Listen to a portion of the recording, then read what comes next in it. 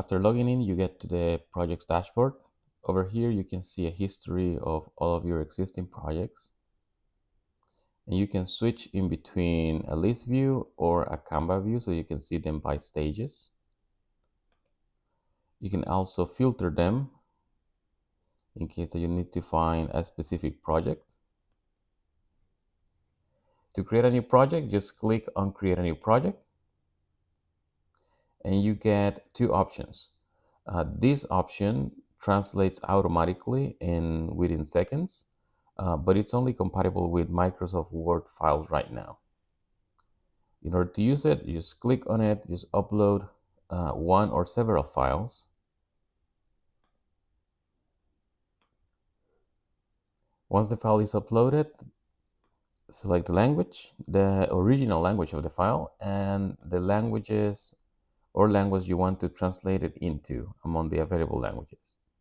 So in this case, I'm going to say Spanish. And because this file is a formal file, then like a legal file, then I'm going to select formal over here. If it's marketing or like a public announcement for the doors or inside of the branch for members to see, you can select informal, for example, so if you want to sound more familiar. But if you want to sound more business-wise or formal, you would use the formal one.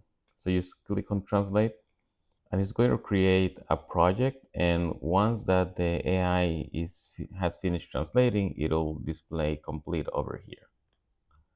Just scroll down, and you can see your original file over here. We're in the file section, and the translated file down here.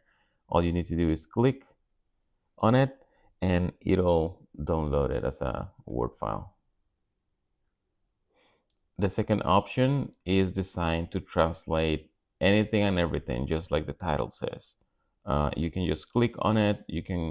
It's going to create a project, so you can name the project whatever you want. You can upload files, and this is compatible with any type of file. I can upload PDF, I can upload Word documents, I can upload PowerPoints, Excel files. You can upload videos, you can upload in InDesign, Photoshop, Illustrator.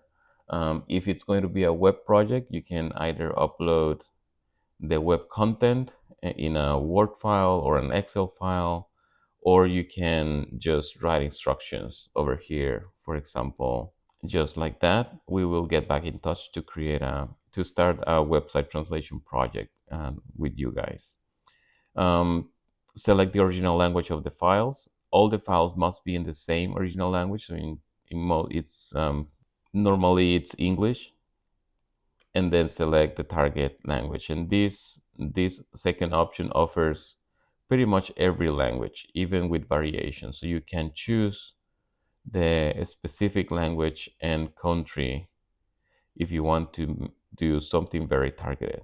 So for this example, I'm going to choose Latin American Spanish. If you need the file by a specific date and no longer than that date, you can select a hard deadline. You can say, oh, I need it by October the 3rd at noon. You can also check if the deadline is flexible, so that we can keep that in mind for other credit unions and other partners. What's going to happen is that it's going to create a project, and our team got notified that you created this project. So for example, if you upload something like this is what you get after we run the Lingo AI. In the work credit section, you can keep track of how many words you have left throughout the year. You get a ledger per project where you can see that this project spent 770 words. This other project spent 300 words, and so on. You're gonna get a list of like this one, but full of numbers over here. And at the bottom, you can see a summary, so that instead of seeing it project by project, you can actually see the totals.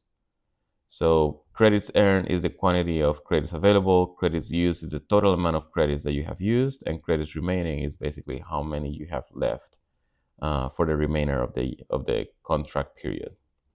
In the settings section, the most important thing that you need to know is that is the section where you can add users for your company. So you're going to have an admin user, and the admin user is going to have the ability to add more users. And the user can be either an admin or a regular user. But once that you add a new user, that person receives an email invitation and they can start using the platform just like you do. Now, it's important to know that you share one company account, so they can actually see all the projects. Right now, we don't have like separate accounts or separate departments. But if you think that will be useful, please submit the feedback, and we'll keep that into account to do that kind of differentiation.